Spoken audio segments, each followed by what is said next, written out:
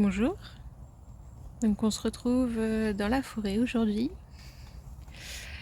Ça fait quelques jours que j'ai reçu la guidance de venir parler dans la forêt. Parce que le sujet que l'on m'a suggéré d'aborder aujourd'hui avec vous, c'est le sujet de l'ancrage. Et donc quoi de mieux que de venir là, dans la forêt. Je vous montre un petit peu. Juste magnifique. Donc je n'ai pas spécialement choisi. J'ai clairement laissé... je me suis lancée sur un sentier. Et au bout d'un moment, ça m'a dit, bah, tourne là, sur le petit chemin, tout gadouilleux. Non, ça va. Et puis, j'ai clairement senti mon cœur comme avoir un rythme qui augmente. Et c'était clairement pour moi le signal que c'était là, que la guidance voulait se faire et se passer. Donc voilà. Et en fait, c'est assez impressionnant parce que au premier regard, je vous montrerai, je vais faire un petit tour. Quand on voit là où j'étais tout à l'heure, autour de plein d'arbres, où le chemin était bien dessiné, bien clair, mais il y avait ces majestueux arbres en fait autour de nous et je trouvais juste ça magnifique. Et en fait, ça me disait bah non, c'est pas ici. Et là, quand on regarde un peu, on pourrait trouver que c'est un petit sentier un peu qui ressemble à rien, avec tout un tas de dégâts naturels en fait. Mais dès que j'ai regardé en haut, par rapport à là où on m'a dit de m'installer, mais j'ai trouvé ça juste magnifique. Je vais me redresser. On pourrait dire ça paye pas de mine. Du moins ça fait chantier, pas forcément forêt, bien propre, bien clean, comme celle qu'on imagine. Où il y a clairement eu la chute d'arbres. Et en fait ça fait finalement une sorte de construction. En tout cas un endroit où je peux m'installer, me déposer pour vous filmer.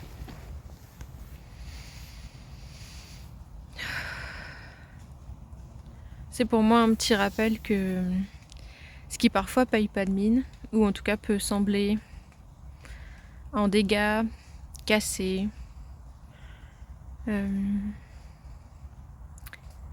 ça peut donner en tout cas autre chose. Alors là c'est pas évident parce que je ne trouve pas les mots pour exprimer ce que j'ai envie de vous exprimer. En tout cas c'est vraiment là. Ces petits chantiers où il y a plus des petites herbes, des ronces, comme vous avez pu voir. On pourrait dire que c'est pas la forêt majestueuse qu'on imaginerait, surtout pour une notion d'ancrage. Moi je sais que quand on parle d'ancrage, j'imagine tout de suite ces grands arbres, le grand pin, les forêts de sapins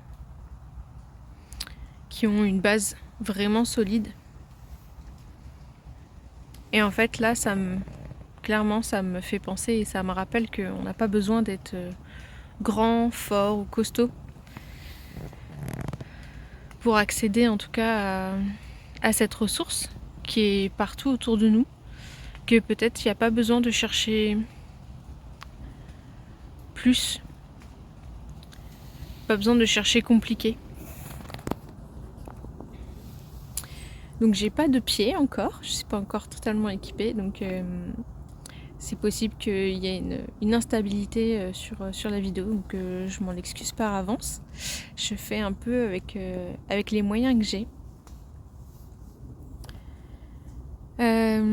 Donc quand ils m'ont dit il y a quelques jours que ce serait pas mal que je parle d'ancrage parce que là la période d'automne et d'autant plus là au niveau énergétique ce qu'on nous invite et ce que l'on va avoir besoin de travailler C'est l'ancrage et j'avoue que je me suis vraiment dit est-ce que je suis vraiment la bonne personne pour vous parler de ça? Tout simplement parce que moi ça fait que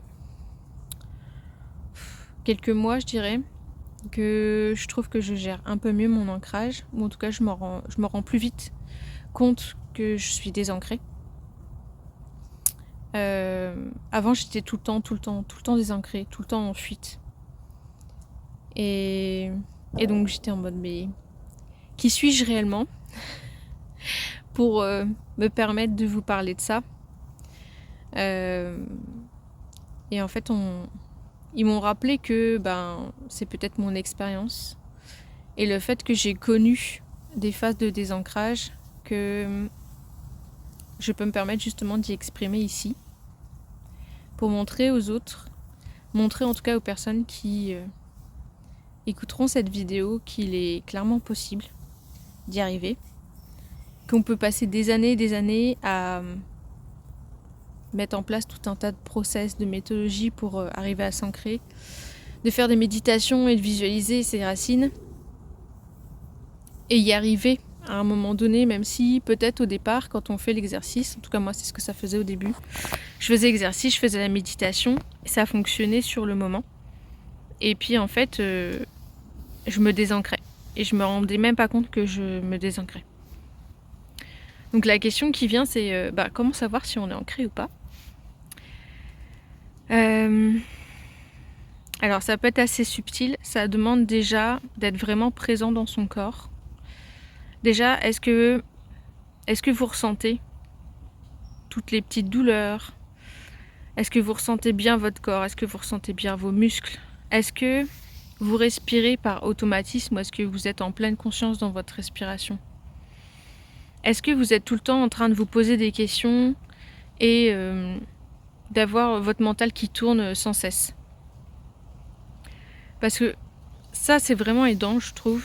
Si vous êtes tout le temps dans votre mental, à réfléchir, à vous poser des questions, à avoir des doutes, à avoir des « et si ?»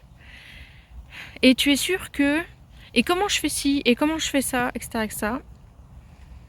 Et là, vous êtes clairement dans votre mental et en général, vous n'êtes pas dans votre corps. Donc la première étape, avant de s'ancrer, c'est de revenir dans son corps. Donc ça peut se faire de plein de manières différentes, par exemple la marche. Juste le fait d'être là, par exemple, je prends des respirations, je prends le temps de vous parler. Parce que en même temps que je vous parle, et peut-être ça ne se voit pas, mais en fait j'essaie d'être en entière conscience dans mon corps, avec mon cœur, plus qu'avec ma tête, même si j'ai bien besoin de ma tête pour formuler et trouver les mots. Mais c'est déjà par passer dans le ressenti, dans ce que vous pouvez percevoir par vos 5 sens, avant d'être dans de la réflexion, de la logique et de la recherche de mots, de termes pour exprimer ce que vous ressentez. Du coup, vous pourriez bien ressentir des choses et pas être capable de les exprimer et être ancré. Donc il y a la pluie qui s'invite avec nous, donc j'espère juste que je ne vais pas me faire complètement submerger. Donc j'étais en train de dire, vous pouvez être dans vos ressentis et ne pas arriver à réfléchir, et en fait c'est pas grave, surtout quand on cherche l'ancrage en fait.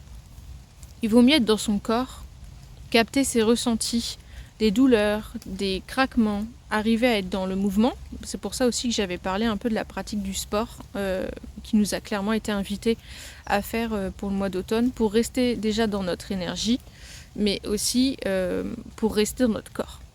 Ne pas se faire happer par ce qui peut se passer à l'extérieur. Donc ça peut être tout un tas de choses qui se passent dans les médias, ce qui se passe dans l'actualité du monde en règle générale.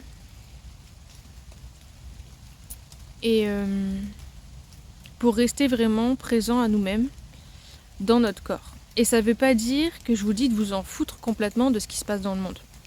C'est juste que moi je m'en suis bien rendu compte à un moment donné, quand on écoute un peu trop les informations, la télé ou même qu'on va dans des séries Et je plaide coupable, clairement je le fais. Il y a des moments je suis clairement dans des phases de douleur, de blessure. Et pour l'instant, en tout cas, je n'ai pas encore trouvé de meilleur moyen de m'apporter du réconfort que de me poser dans mon canapé sous un plaid et de lancer une série ou un film.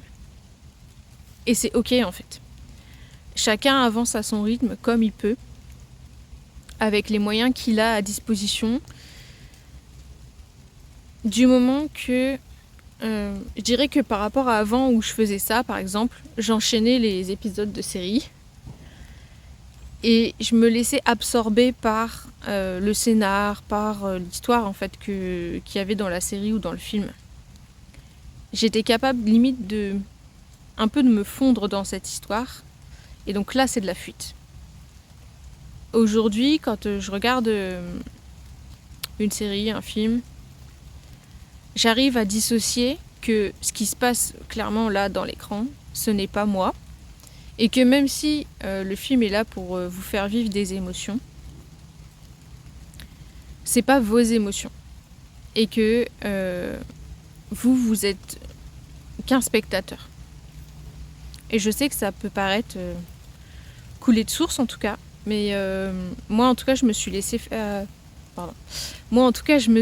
avoir par mon empathie, mon côté un peu éponge, et ouais, du coup je fuyais ma vie pour être l'héroïne ou un personnage en tout cas que peut-être j'appréciais dans le film ou la série, et c'est comme ça que je fuyais. Aujourd'hui j'arrive à dissocier clairement l'héroïne de moi, de ma réalité, ma vie, de ce que je ressens plutôt, et de ce que je peux ressentir via ce média que je regarde, et donc rester dans mon centre aligné à mon cœur.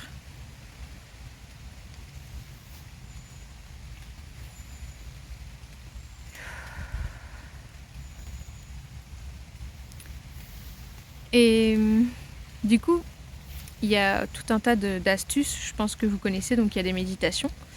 Ça fonctionne très bien, mais je pourrais vous dire que ça fonctionne sur une courte durée quand on ne travaille pas l'ancrage en profondeur. L'ancrage, pour en tout cas être plus régulièrement ancré et se rendre compte qu'on est désancré, on a besoin de le travailler en profondeur. Et en fait, visualiser les racines, c'est aidant, mais c'est de la visualisation et c'est clairement de la projection mentale. Si on ne ressent pas notre corps et qu'on ne ressent pas notre énergie ou même les battements de notre cœur, on ne peut pas vraiment capter la présence de nos racines au niveau de nos pieds ou même au niveau du chakra racine.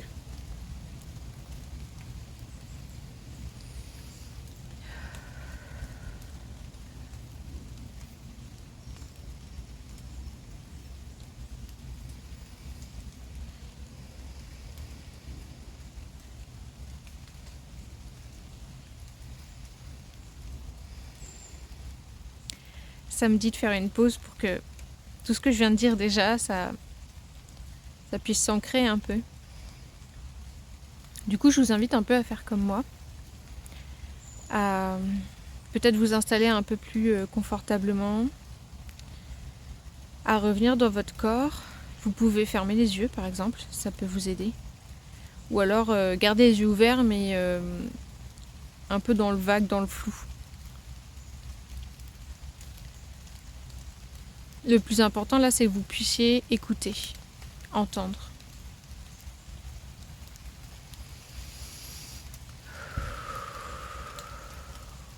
On va prendre 3 grandes respirations.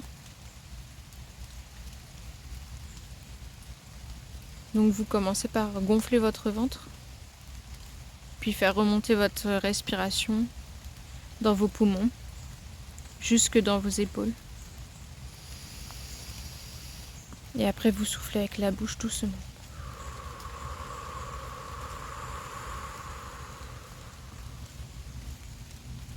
Et quand vous expirez, normalement, le chemin de l'air fait le sens inverse de ce que vous avez fait. Donc ce sont vos épaules qui descendent en premier. Puis vous le sentez dans vos poumons, les poumons qui se vident. Et enfin votre ventre qui se rétracte.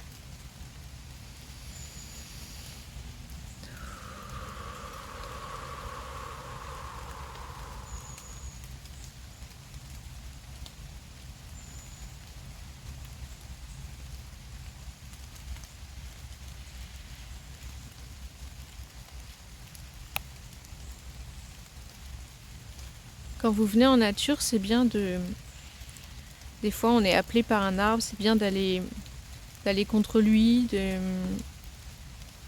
lui faire un câlin, comme beaucoup de pratiques en parlent. Et vous pouvez aussi juste vous poser et écouter.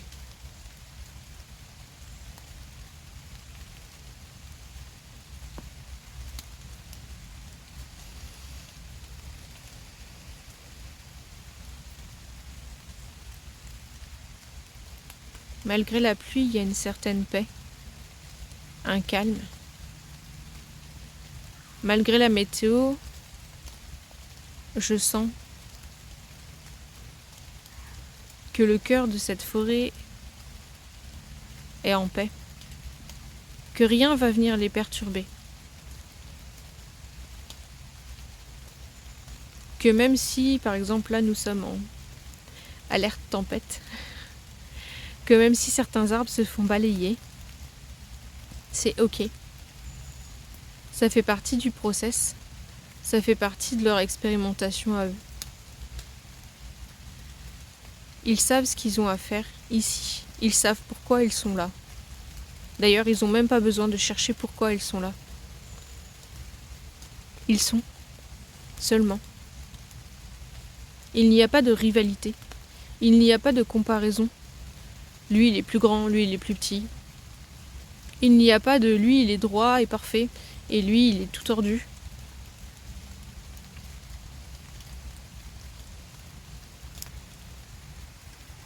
Il y a juste une forme d'enchevêtrement qui se crée naturellement. Même si l'un tombe sur un autre.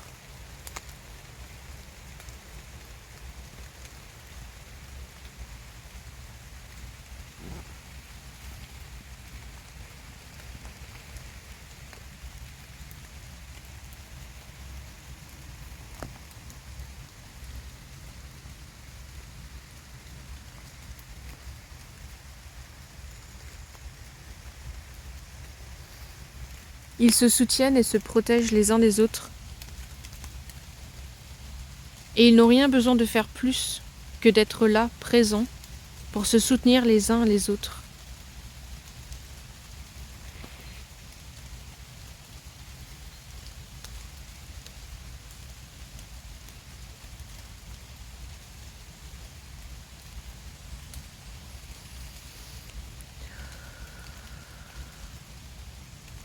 C'est ok de ressentir des émotions.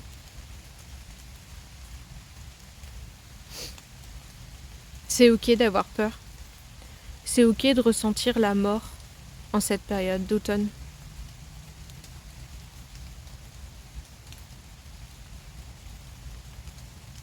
Et samedi, rien n'est jamais mort.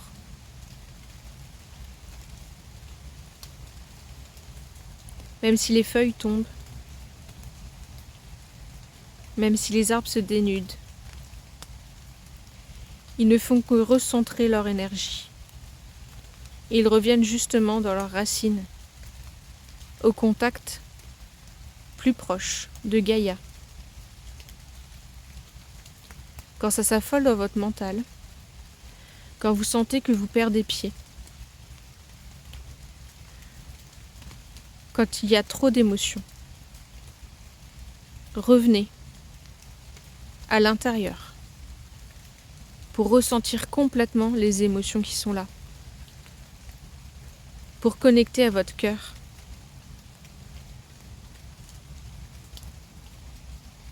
pour revenir à ces battements. Et parfois vous verrez, le déboussolement, il n'est qu'à l'extérieur,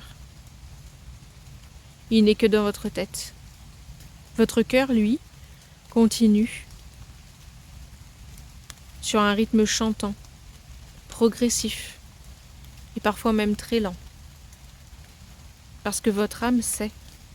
Elle sait que ce n'est pas ce qui se passe à l'extérieur le plus important.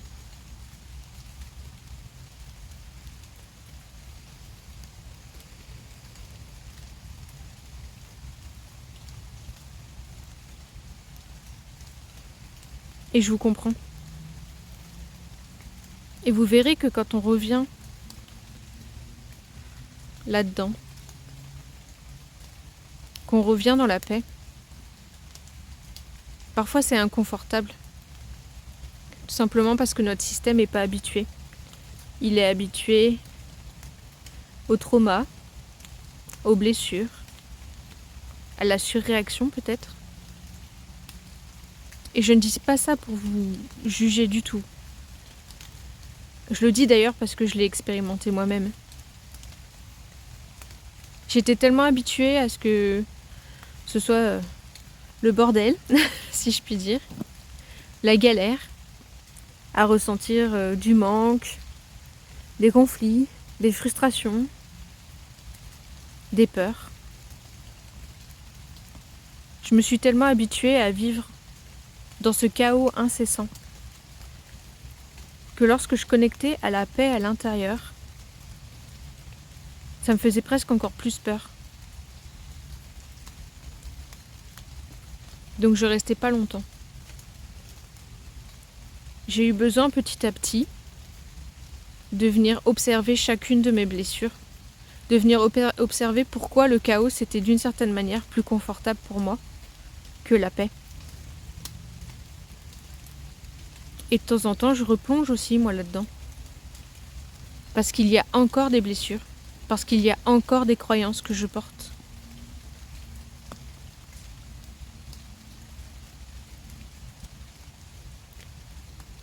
Je peux dire, en tout cas, que ça m'a pris plusieurs années.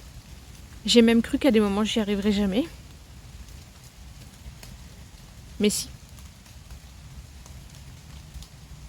Avec cette régularité, autodiscipline, et au fur et à mesure qu'on apaise une blessure, car on guérit jamais vraiment totalement de nos blessures.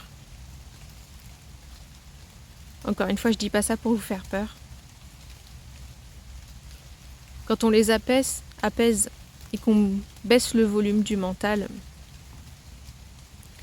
qu'on baisse l'intensité, au fur et à mesure, on s'habitue aussi à cette baisse d'intensité-là.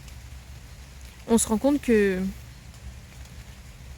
c'est ok de moins ressentir. Et c'est pas parce qu'on ressent moins de choses que l'on ne ressent rien, tout court. Moi, il y a des moments, j'ai eu peur. Avec mon empathie, j'avais tellement l'habitude de ressentir foule d'émotions. Certaines qui m'appartenaient, d'autres qui m'appartenaient pas. Que quand ça s'apaisait, j'avais l'impression d'avoir perdu mon don. Et en fait, c'était absurde. Pourquoi j'aurais perdu mon don du jour au lendemain? Non, c'est juste que j'arrivais finalement à mieux dissocier ce qui m'appartient de ce qui appartient à d'autres, de ce qui parle de moi et de ce qui parle du monde extérieur.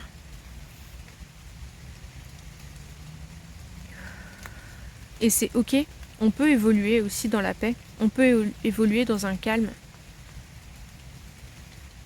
Moi, avant l'automne, je détestais ça.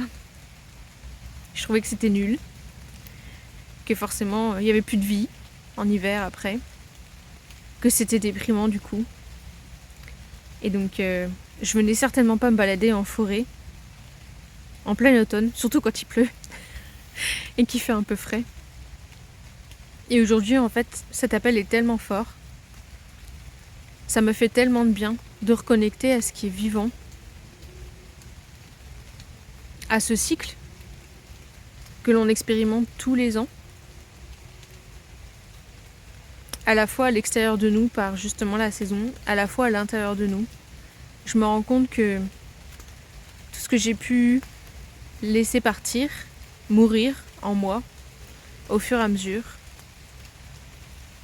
a permis de faire naître d'autres choses par la suite.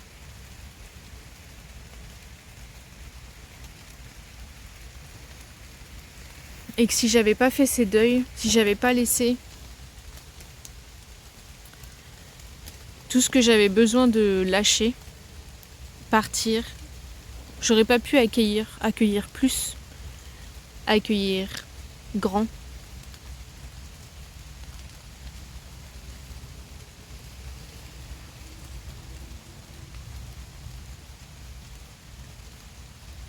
Donc je vais pas vous dire de visualiser des racines, pas parce que c'est inutile, pas parce que ça fonctionne pas, mais parce qu'il y a déjà tout un tas de personnes qui le proposent et c'est très bien et j'ai pas besoin de rajouter une énième méditation sonore à visualiser les racines. Mais je trouve qu'il est important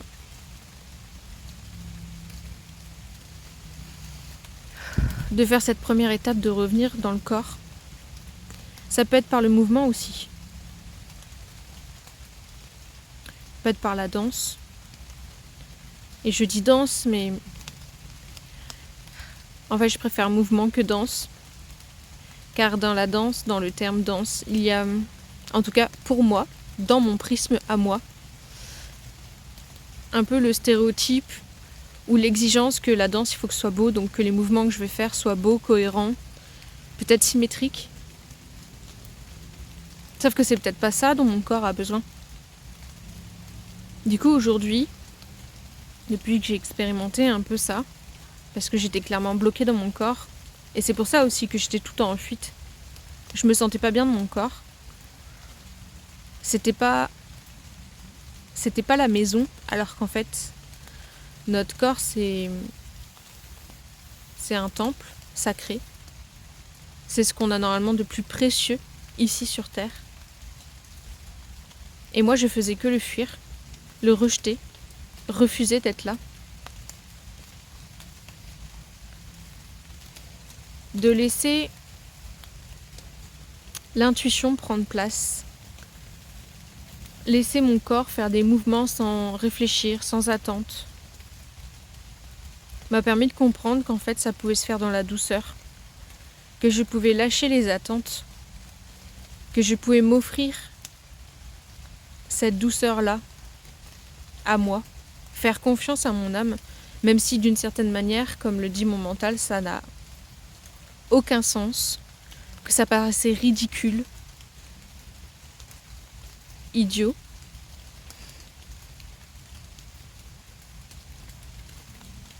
Et au début, quand on essaye de nouveau, il y a souvent...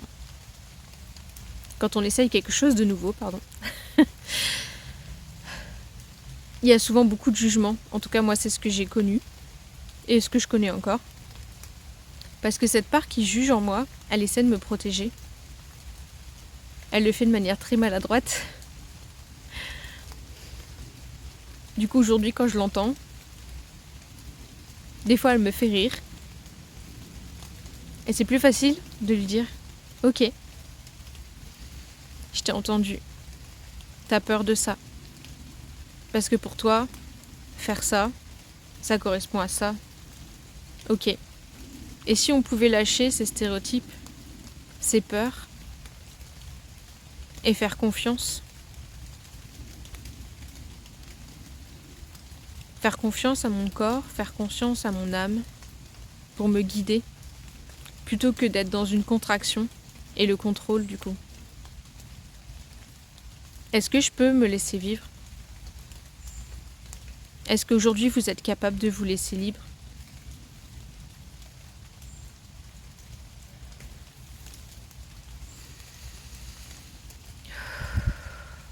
Et ensuite, aller vers la lumière, flyer, sortir de son corps, faire des projections astrales, etc., etc. Ça, vous pourrez mieux le faire. Vous verrez, ce sera même 3 fois plus fluide. Mais surtout, une fois que vous aurez fait ça, vous reviendrez dans votre corps parce que vous aurez travaillé votre ancrage profondément. Comment on peut être ce pilier de lumière si on n'est pas aligné justement avec la base du pilier ? Comment on peut capter les messages qui viennent justement là si on n'est pas ancré en bas? Ou alors si on capte des choses, mais alors des fois on capte des choses, c'est pas aligné pour nous en fait. Il y en a qui en profitent dans les énergies.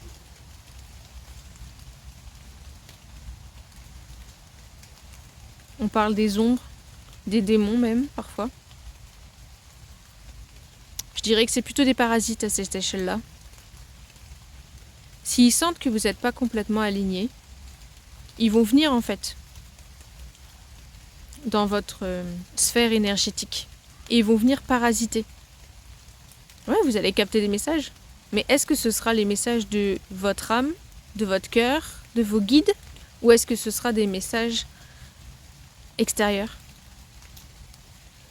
qui vont vous diriger justement dans la mauvaise direction, qui vont vous faire perdre du temps sur votre chemin d'incarnation?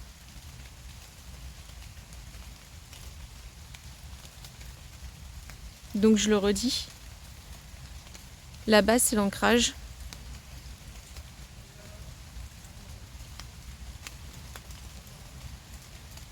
Et c'est vrai que je l'ai vraiment exprimé. C'est vrai que je l'ai vraiment expérimenté. Et je comprenais pas au départ. Et c'est pas grave si aujourd'hui en m'écoutant vous comprenez pas complètement. Ça va venir, ça viendra. Du moment que vous marchez vos pas, vous verrez. Un jour vous comprendrez et vous direz: ah mais c'est ça l'ancrage. C'est ce truc là que je ressens. Où je sens que je suis vraiment dans mon corps. Alors qu'avant, j'étais là mais j'étais pas là.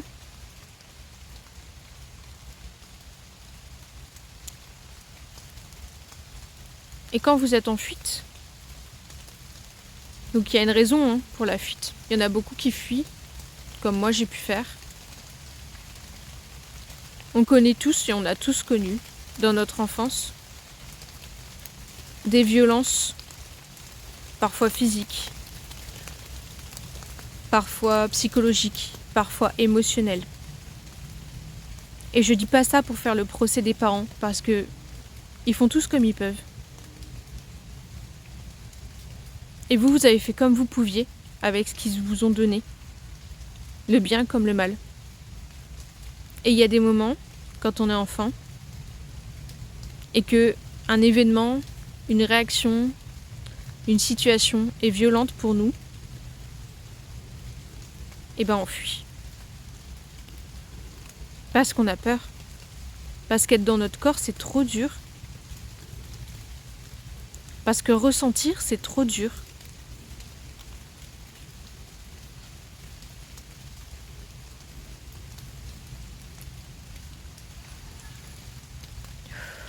Et c'est ok, ça fait partie des expériences que certainement votre âme avait besoin de vivre.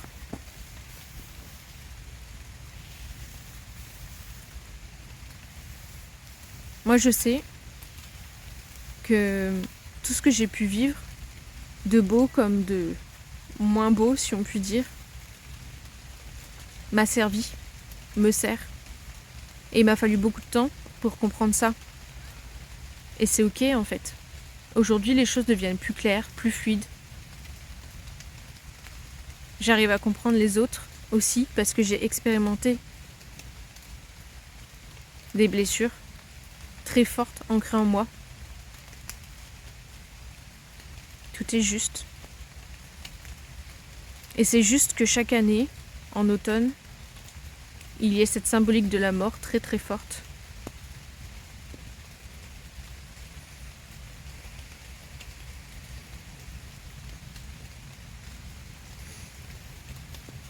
Un jour, il y a une personne que je consultais justement. J'allais le voir pour une problématique bien précise et à chaque séance, et je me disais, c'est pas possible, j'y arriverai jamais. Et il me disait, bon bah là t'es pas complètement ancré. Donc c'est pas grave, on va commencer le soin par bien te réancrer et te faire revenir dans ton corps. Et j'avais tellement acté à l'intérieur de moi que de toute façon j'étais pas ancrée. Qu'à un moment donné, je me suis sentie comme aspirée vers le haut. Et à la fin, je lui dis, Waouh, j'ai eu trop peur parce que j'avais vraiment l'impression d'être attirée comme un aimant en haut. Et du coup, j'ai résisté parce que je me suis dit, waouh, si je vais en haut, je serai plus ancrée. Et là, il me dit, non, mais en fait, justement, t'étais ancrée. Je l'ai senti aussi. Et au moment où tu t'es senti happée et appelée vers le haut, pour aller vivre ce que t'avais besoin de vivre, t'étais ancrée. T'étais vraiment bien ancrée. J'avoue que j'ai pas compris sur le moment. Et il l'a vu à ma tête. Et là, il m'a dit, bah tu vois, c'est comme un chewing-gum. Si tu l'accroches bien, en bas, bah tu peux le tirer très haut, sans qu'il lâche en bas. Et il m'a dit, tu vois, c'est ça l'ancrage. Et aujourd'hui, je me permets de réutiliser cette image parce que ça m'a marqué et parce que ça m'a vraiment aidé. Pour vous donner une idée de ce que l'on peut capter en plus, ensuite, de bien plus puissant, fort, clair, lumineux, une fois qu'on est vraiment ancré. Et c'est vrai que cette fois-là, où je me suis sentie happée, où je pense que clairement mon âme est sortie de mon corps pour aller dans d'autres sphères et recevoir le message que j'avais besoin de recevoir. Le message était clair, c'était limpide, c'était plus qu'une vision.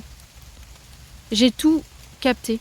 Il y avait la vision, il y avait de l'auditif, il y avait même de l'odeur, il y avait du sensitif. Et même si mon âme était plus vraiment dans mon corps à ce moment-là, vu que j'étais ancrée, donc une partie de mon âme était quand même bien ancrée dans mon corps, les ressentis, je les ai eus jusque dans mon corps. Et quand on revient, on sent peut-être cette pesanteur dans le corps, parce qu'il y a une pesanteur sur Terre, c'est la matérialité. C'est la 3D qu'on a décidé d'expérimenter en fait en venant s'incarner ici. J'avais pas oublié le message. J'avais pas oublié tous les signes, les significations.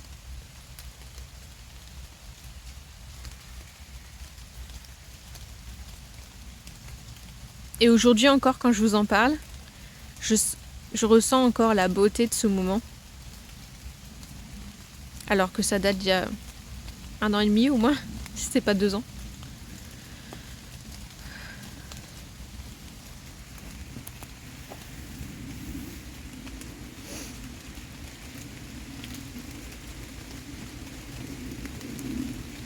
Lâchez le faire, lâchez la pression, lâchez les il faut. Pour revenir au moment présent.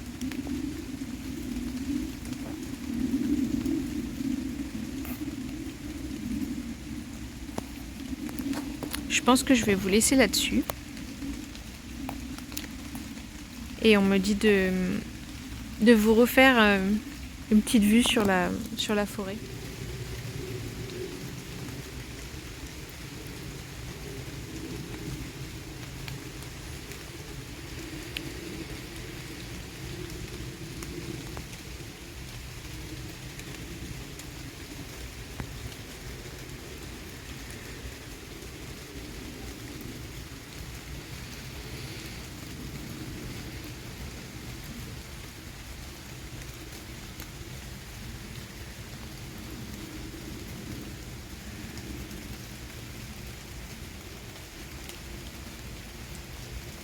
Prenez soin de vous.